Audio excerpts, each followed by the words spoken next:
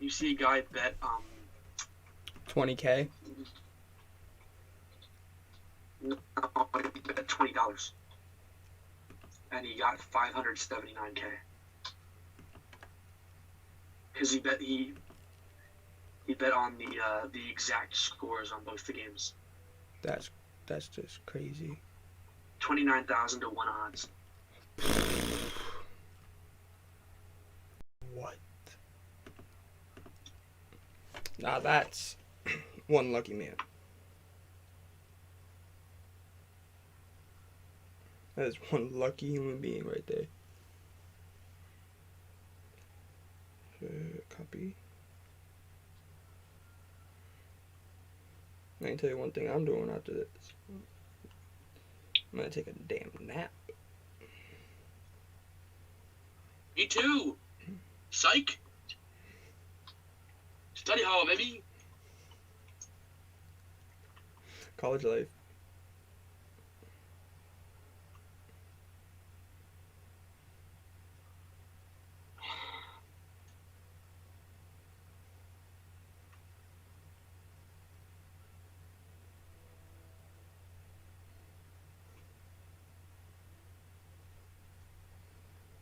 Yeah, I'm tired. Invited to the combine. Bullshit.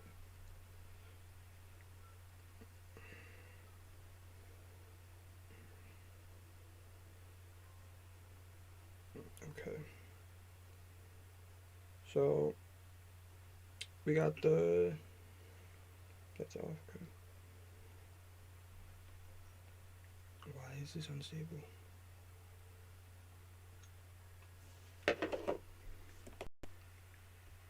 Excellent. Error. What the heck is good with my damn internet today?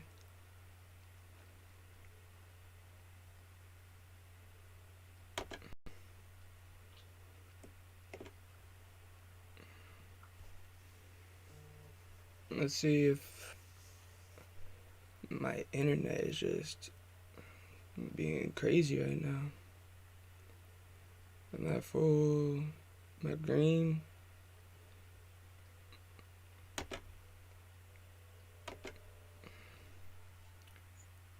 I have no internet right now.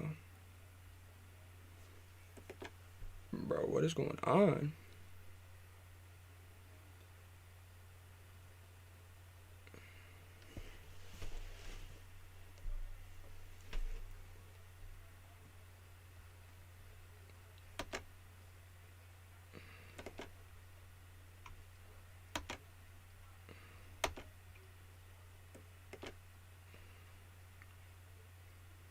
Connected secure.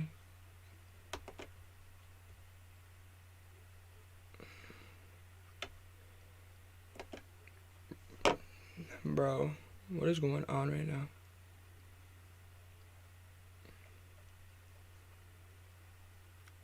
Hold up. Yo, nothing's working.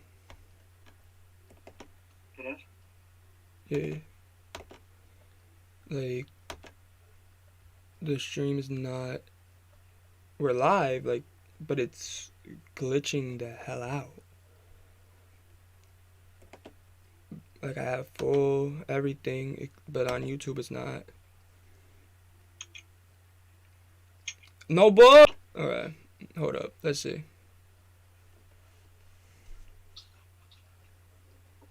Let's see if this works. See if that fixed it. So we have full internet now. Let's see. No, it's connected. Da, da, da, da.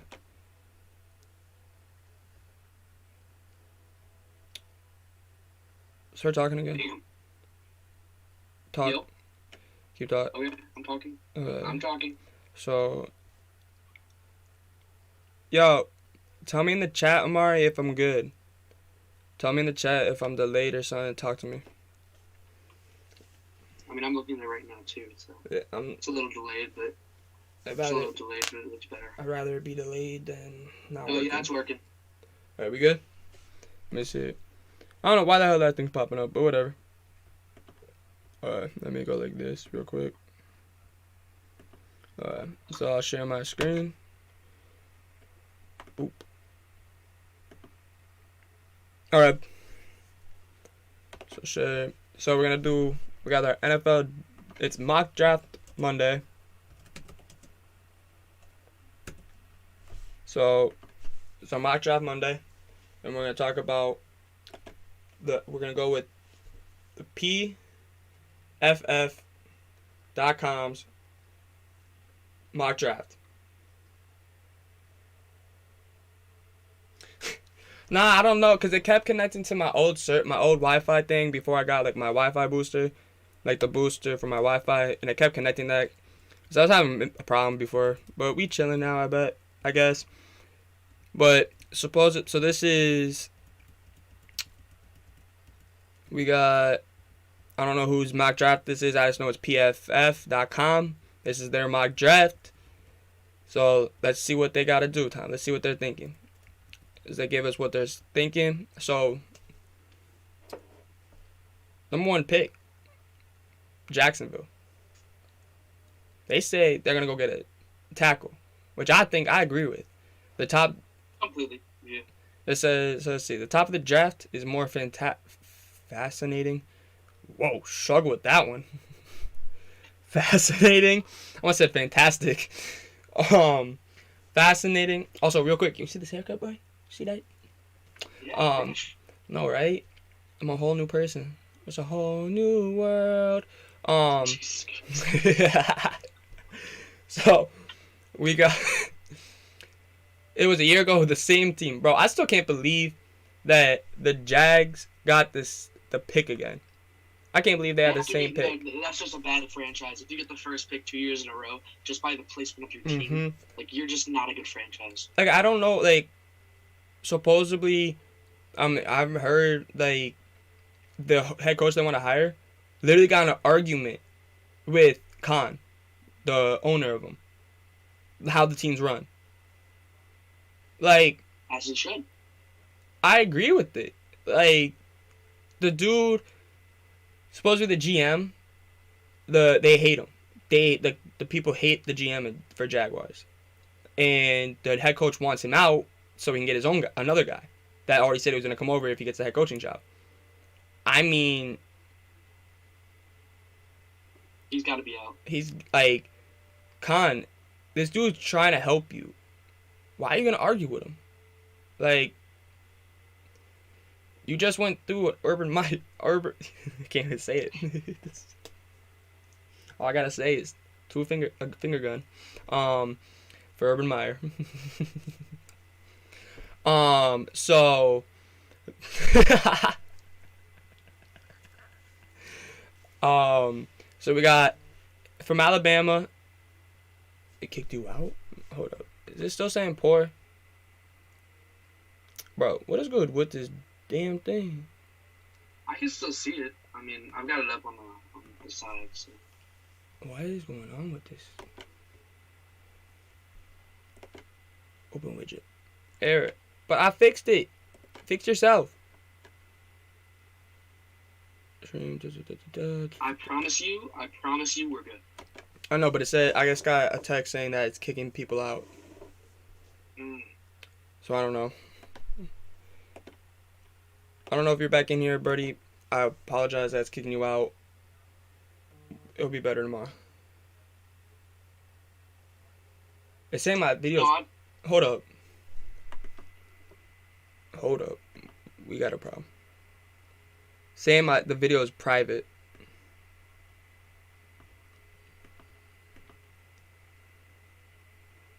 It's public. No, I got it public. Didn't want to do that.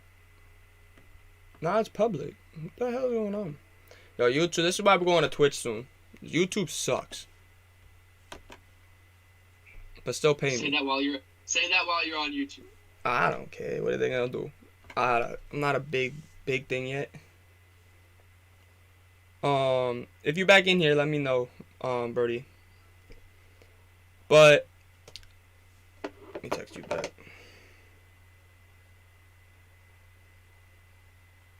What? My bad.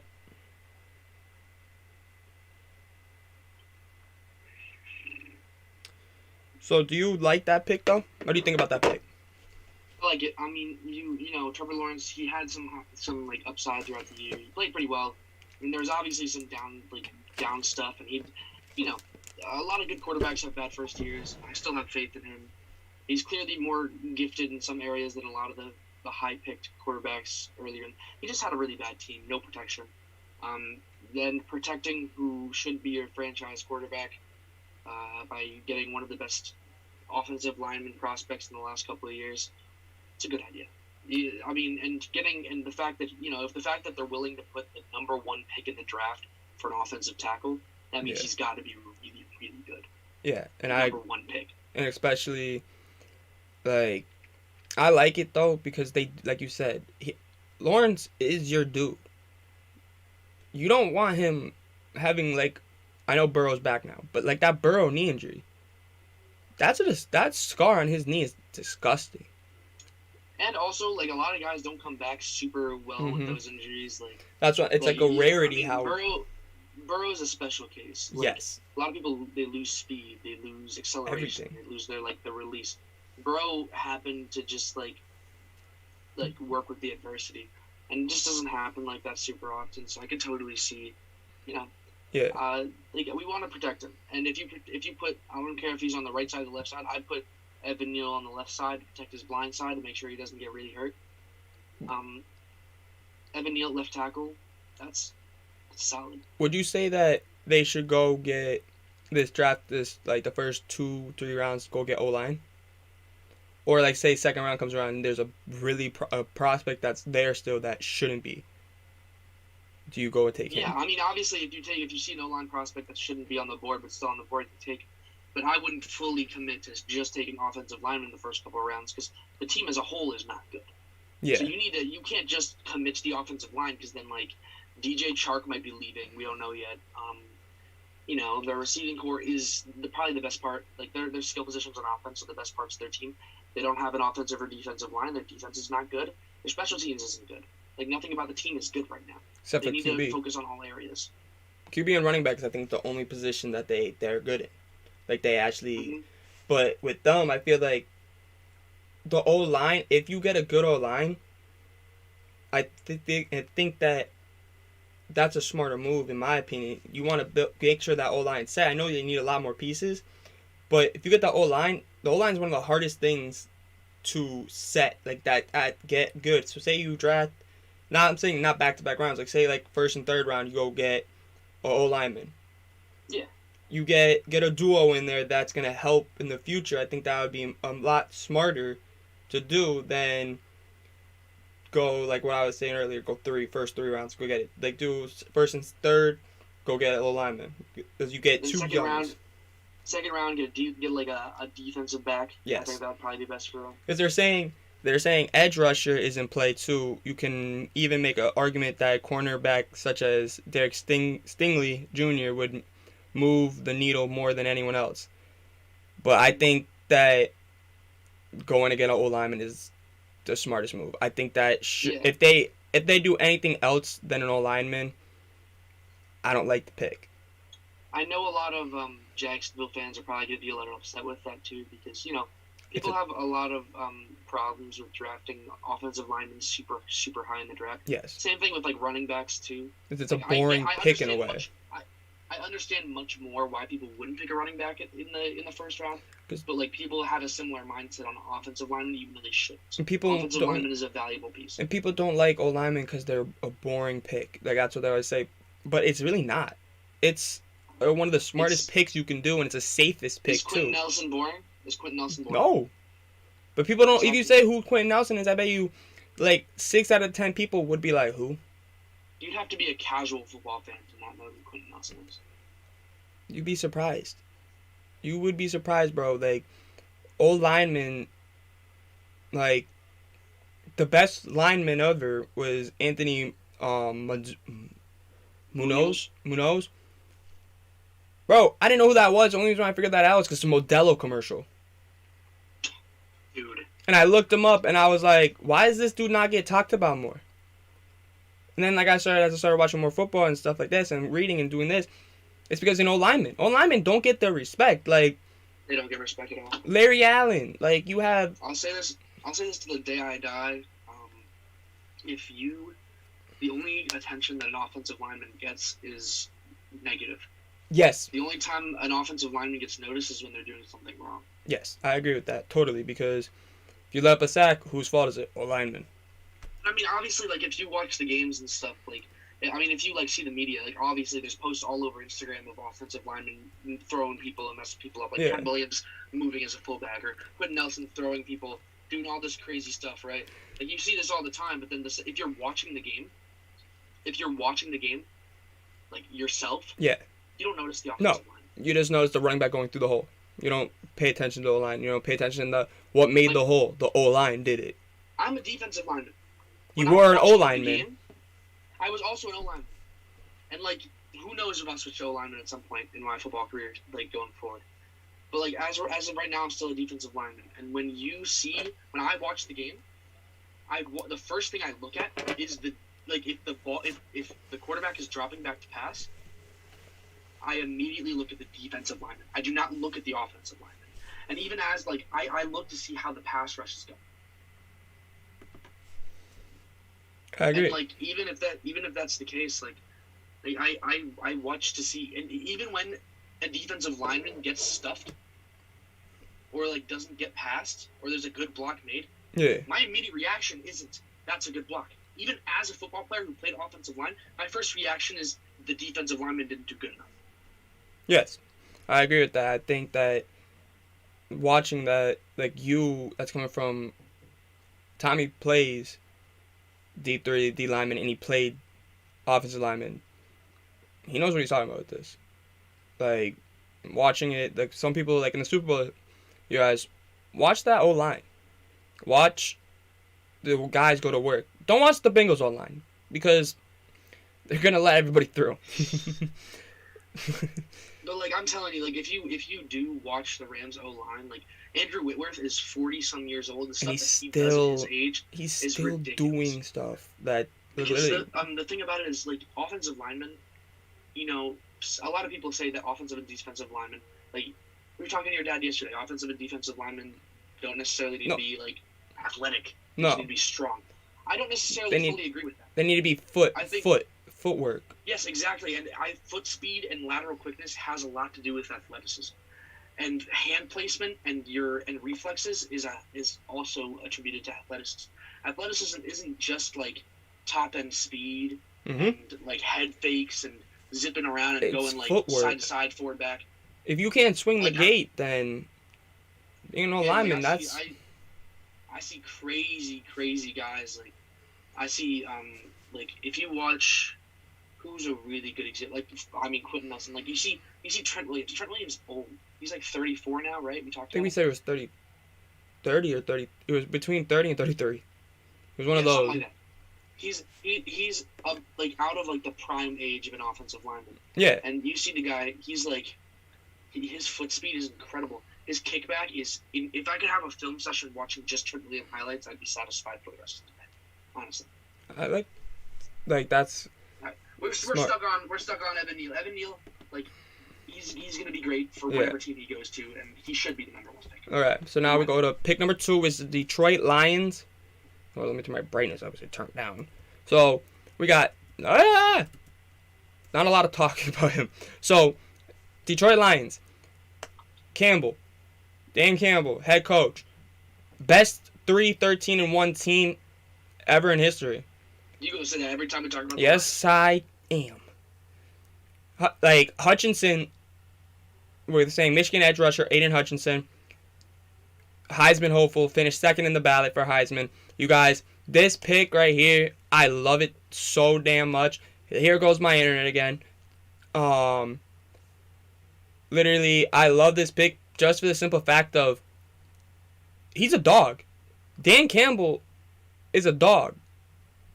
You give him a player, that's also a dog, that's a scary mixture. Aiden Hutch is like, he's so aggressive, and the thing is, like, if you see, like, he will never be afraid of contact in his life. You see him breaking through double teams like it's nothing. This guy is not afraid of anything. No, 429 pass rushing snaps. The only thing this guy is afraid of is God. Like, he's gonna mess you up. Like, his draft grade is in the same ballpark as the Bosa brothers and Myles Garrett. Those are 3 people that I would love to have that if I am Aiden Hutchinson to become. Those are 3 of the best. Those are like 3 of the best. Pass rushers in the league. Like, that's awesome. Now Myles Garrett was playing at a Defensive Player of the Year pace at the beginning of the season, and then both the Bosa brothers are insane. They don't stop. So now we got pick number 3, the Houston Texans. We got Notre Dame safety Kyle Hamilton. Good pick. I love this pick. Good pick. But do you leave Oregon's defensive end or edge rusher Kayvon? Yep.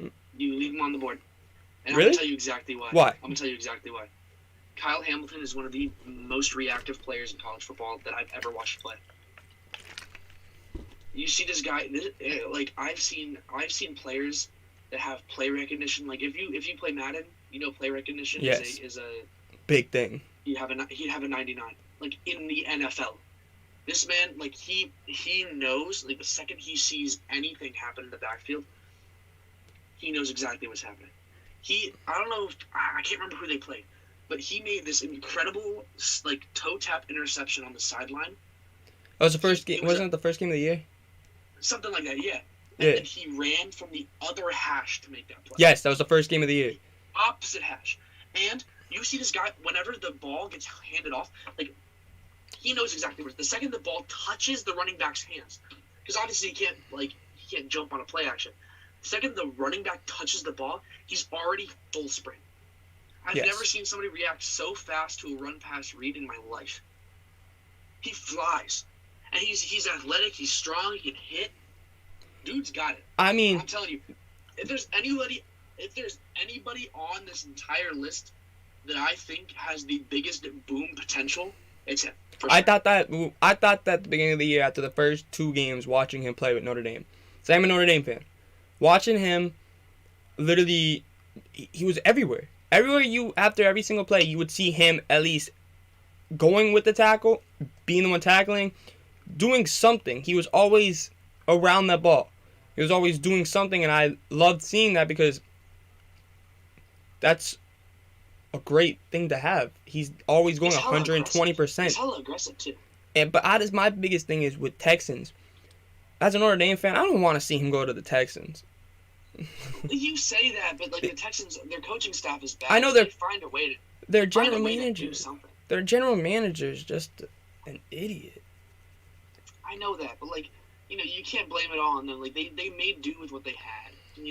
Like, I know. Their players played their hearts out. I mean, obviously it's not like he's gonna make a huge impact on the team. Kyle's a great player, and it's not about seeing him play on the Texans. It's about seeing him play at all. Yeah, I know. The organization. My thought about Kyle is like if you put him in a position so he's really good in the box. He makes a lot of like high intensity plays, but he's not a hard hitter. Yeah. He's gonna make the tackle every time. Yes. So the thing is, I would play him not as a strong safety type, and you know how they play Jamal Adams as like an outside linebacker. Yes, they move him back and forth. I would let him play like a roaming free safety. Like they did with Sean Taylor, basically. Like what they used to do with Sean Taylor, let him go. Yeah, it's like basically let him play football. Yes. Because if you put him deep and let him play like vertically instead of laterally, let him play like up to the play. Yes. You can see the whole field. He's gonna be disgusting. And I think he's gonna be great in the NFL. And I'll quote that. Like I think he is too. Pro Bowler in his first 3 years. I think first or second year. I think freshman or sophomore year for him in the NFL. He's gonna get it. He's gonna get that first in the 3 Pro years, Bowl. He's gonna be a Pro Bowler, unless he gets hurt, and hopefully he doesn't. Hopefully he doesn't. So now we go to pick number 4, we have the New York Jets, and they're going to take LSU cornerback Derek Stingley Jr. I mean, they do the Jets secondary. As PFF isn't wrong, their secondary this year was a mess. Yeah, that's true. But also, Kayvon's still on the board. Kayvon's still on the board. Do you wanna I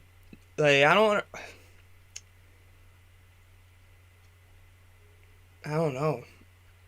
I mean, it could go either way. Honestly, it's a 50-50. It's a 50-50. Yeah. Either pick is going to benefit their team, but there's going to be, and that's the thing. It's like they're in a really tough position because no matter where they go, there's going to be a fan that's like pissed off. Yeah. That pick didn't happen. I mean, I think it's a 50-50 pick.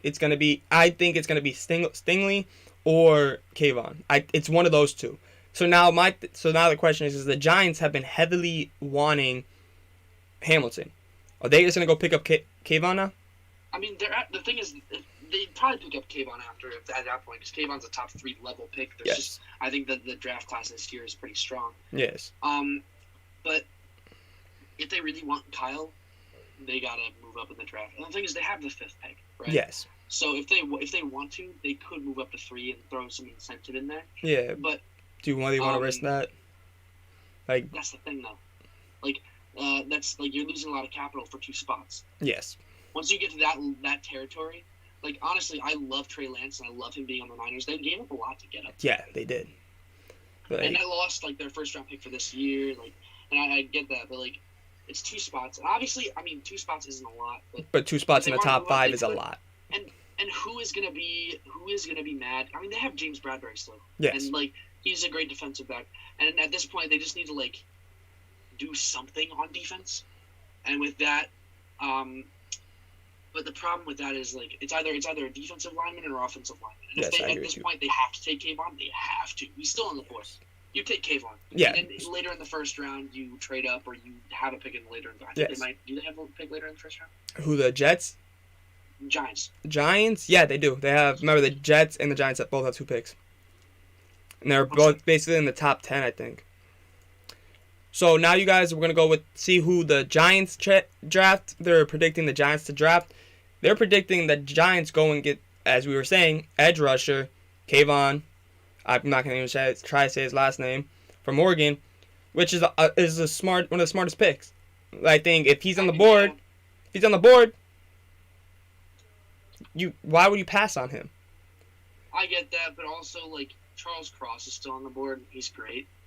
But no, they do have. I think they do have another pick. They have another pick in the next 4 picks. I know, but Charles Cross isn't going to be there after that. Let's see. Let's see what they're thinking. Let's see what PFF's thinking. Let's see. So we got.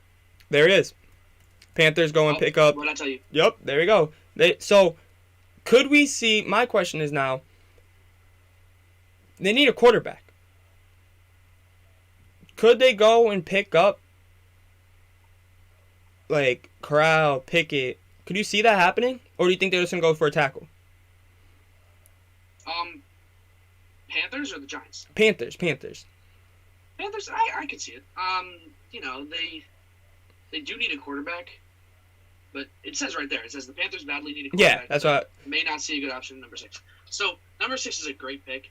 But at the same time, if you want to trade down a little bit, I feel like that's a better option. I could see them doing that, but I can also see them being smart pick, go get Charles Cross. But my other thing too is, could Charles Cross go? So say the Jags are going to go O-line. Say Charles Cross shows out in the combine, and he has a great pro day too. And Neal does average. You know what I mean? What we expected. Yeah. Could Charles Cross jump up to number 1? I mean, yeah, I don't think it's going to happen because Evan Neal has that that it factor. Combine tests strength and speed. Yeah. And pure athleticism, but offensive line has a lot of different things that you can't test at the combine, and Evan Neal has a lot of those intangibles that you can't just get from watching somebody run. All right. So or somebody do side to side. Yeah, side to side. Yeah. Yeah, if you watch the 2 of them play, do a one-on-one, like college or high school one-on-ones. Yeah. Evan Neal's gonna play better. All right. That's just my fault. I was just wondering because I know that, say the Jags are going to go off the O-line. Do they go, like, does Charles Cross come to the mix? But Yeah. we'll have to wait and body. see. So now we have 7. Pick number 7, it is the New York Giants via the Chicago Bears. They're saying the New York Giants are going to go and get, after picking up Kayvon, they're saying that they are going to go get Tyler Linderbaum from Iowa center. And amazing thing. And I love the description. Interior linemen are not sexy draft picks. I love that. Is that it's like people don't like them, but it's the smartest thing to do, and it's just one of the safest things to do because, like we were saying earlier, no one pays attention to the O-line. Sadly, when they're the hardest, if you don't have a good O-line, well, I can't say that. Can't say that. Bengals in the Super Bowl. Bengals, so I can't say if your O-line's trash. So that's the thing. If you don't have a good O-line, it makes it a lot more difficult. I'll tell you that much. Yes. But it's possible, y'all. And there's a high risk of injury, too. Yeah, ask Joey Burrow's knee. Joe Burrow. I like this pick, though, for the Giants. I really do. Yeah, that's a great pick. That's a phenomenal pick. Yeah. That's somebody that could like be like a Creed Humphreys. And he's under the radar, too, that nobody's really talking about. That best center in college football. Yes. And centers, I feel like, are one of the most non-talked about positions. Like, for, like, O-linemen, yes, like, out of the O-linemen, I feel like center is the most overlooked. You know what I mean? I feel like everyone talks about... Center's one of the hardest positions in football, too. Yeah, 'cause literally, you snap the ball, and you're like, dude, right on you. Like I'm telling you, like, you are the one that initiates every play.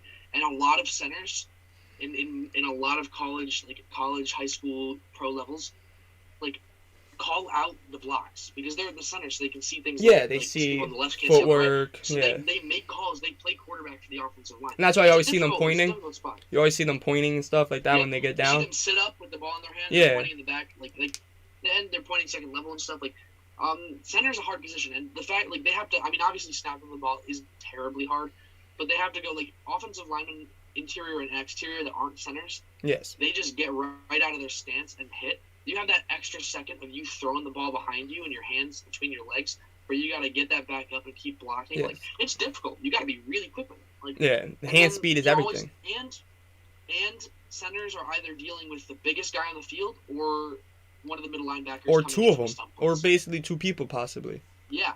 So they have to deal with the blitzing middle linebackers a lot because whenever they're in a forefront, they usually hit the A gaps. I mean, that's because that's a lot of blitzes in the NFL. You see that a lot. And then, when they're playing in a 3-front or a 5-front or even when they're just slanting. Yes. One of the biggest bodies on the field is going to be coming straight at your face. Yeah, full speed. It's one of the most uncomfortable and probably the worst position in football. Yes. But I think it's personally, I've played and I know I might be a little biased, but I think it's one of the most difficult. Okay. So, I'm going to say this for everyone watching. You guys, we're only probably going to do to the top 10 today. And then, because me and Tommy both have to go do stuff. So, we'll do the next 3 picks. And then we will end today's show. We may be back. Always resume tomorrow. Yeah, we should be back tomorrow, but it's a 50-50 shot, and we and him have to talk about it and figure everything out. But we will finish the top 10 right now. So, are we doing the show the show on birthday? I don't know yet. We have to decide on that. That's up to you, man. I gotta see. That's the birthday boy right I here. gotta see what's going on in the morning. We'll talk about it later. What time's your classes? We'll talk about it later, Kevin. I'm not bad. I was already saying it when you said it. Okay. We got 10 minutes left before I go. We have Atlanta Falcons going with edge rusher George Karlaftis from Purdue. Probably butchered that name. I apologize. I don't think that the Falcons pass rush was terrible. I think their run stopping was awful, and I think their secondary was bad. Yeah. I think their front seven as a whole wasn't terrible. The front. I don't think the front seven was that bad. I feel honestly, I would, if I'm being real here, this is gonna sound bad. I would go quarterback. I would too. I've been thinking that for 3 years now. I've been thinking that for 3 years. Nah, 3 years. 3 years is a stretch. Okay, 2 years. like Ritter's on the board. Pickett's I on would the say board. 2 years. 2 years. I was thinking like go get a QB because Matt Ryan still played okay. I know, but I'm This saying not year- to this replace him, but like to sit behind Matt Ryan and learn. Like he's getting older. Yeah, I think their priority right now, like everybody talks bad about their defense. Yeah, their defense isn't good. I know their defense isn't good, but like a good offense makes a good defense. Yes, I agree The defense with that. won't have to take the responsibility of like because they have to rely on the defense a lot more than they want to because their offense is so poorly producing. Yes. If their offense can produce with like a playmaking quarterback like Ritter, like Desmond Ritter, Yes. you get him out there on the field, like it's going to be a lot harder to get. Like it's not only is it going to motivate the defense, but even if points are going to get on the board, Yes. it's going to be harder to get. And even if you pick up a Matt Corral or a Kenny Pickett showed he can run. Yeah, Kenny's got legs for sure. So that would be an interesting pick. Falcons, I feel like, are one of the more interesting picks. And I just saw something at number 9 that I'm very surprised at. All right, well then let's scroll down and see. Denver Broncos going with Cincinnati QB Desmond Ritter. That's stupid. The first QB off the board. That's a dumb pick. I don't like that. I don't like that at all. Why? Teddy Bridgewater played well for them. I can understand them going to get a QB, but not Desmond Ritter. I don't think Desmond Ritter is worth a top 10 pick. That's debatable. I think Because he could you have be. Kenny Pickett over Kenny Pickett and Matt Corral. I mean, I think that maybe for their play style, Desmond Ritter works better. I mean, yeah, that's the only thing I can see, but That's like I don't. like at the same time. That's like when the Bears picked up Trubisky, Yeah, I don't. and that didn't work out. So I guess yeah. I mean, it could go either way. I think they're Honestly, gonna. I think the I'm not happy Broncos. with it. I think the Broncos, no matter what, are gonna go with the QB. It's already been set in stone. Everyone's been like I mean, all the that's- experts I are guess- saying it. Sure, it's a stupid pick But regardless. then Whoever again- picks if they pick quarterback here, they're dumb. But then again, you got to think about this too. Aaron Rodgers, is he going to the Broncos? Because that's the rumor that a lot of people are saying now. A lot of people, like even But the also, there's experts. some cautious optimism that he's gonna stay with the Packers. And I've heard some other stuff too that he may just retire straight out. I've heard that. Like, it's gonna be a. I mean, you know, if here's the thing though, like if they do get Rodgers, then I say that a QB here is a good pick. Yes. And I know that sounds weird, and it sounds really weird. If they get Rodgers to get another QB in the draft, that sounds weird. But what I say is you scrap Teddy B and Drew Lock. You go trade them. Get Rodgers in your backup. go get capital. The rookie quarterback. Or you trade Teddy, and then Drew Lock, put him behind him. Maybe Drew Lock needed a. You never know. Drew Lock lost his chance, in my opinion. He may have lost his chance, but maybe he's young still. He lost me. I know he lost you, but he's young still, so that's what I'm thinking. Like maybe you put him behind Rodgers, and help Rodgers could help him. You know what I mean? Like Rodgers. It's just I'm just thinking because he's young still. He still has a glimmer of a little sliver of potential. I think because he's young. You know what I mean? Like he's not like a 8-year veteran, like this and that, like where you know he's ass. But I think Drew Lock is going to be a career backup. Yeah, I think so too. But give him some experience behind one of the best quarterbacks. You know what I mean? Maybe we'll see. Maybe we'll all be wrong. Maybe he needs that. It's just something that I think we should all look maybe because that could maybe be the difference. So now, Yeah, that's fair. now we go to our number 10.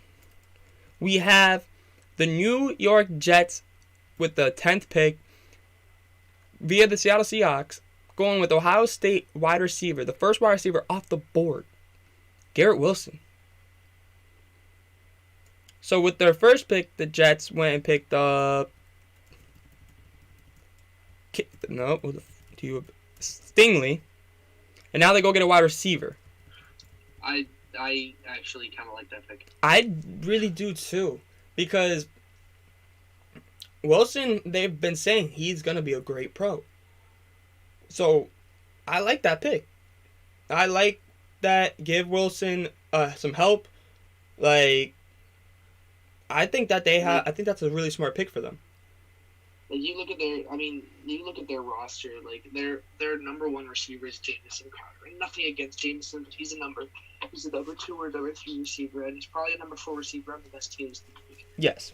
Elijah Moore. That's him, right? That's his name. Yes. He's good. He's young he's too. He's a slot quarterback. Wide receiver. What am I saying? Slot wide receiver.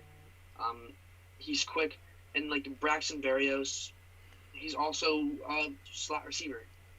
They're like Braxton Berrios is more of a kick returner than a receiver, and he can perform at receiver, but Yes, I agree with that. But if you look at their roster, is Jameson Crowder, second man up is Denzel Mims, and then Keelan Cole.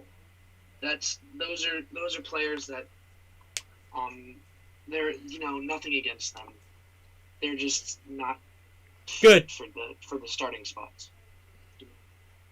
Yeah. I think that they're I don't want to disrespect them because they are good players. They made it to the NFL, so they're good. Yeah. But they're not NFL good. I think they're NFL good, but they're guys who come off the bench when somebody's hurt. Yes. All right. So, you guys, that is today's show. I know it's very, very short, but you guys, I hope you guys enjoyed this. Make sure to subscribe. And then that's the wrong thing.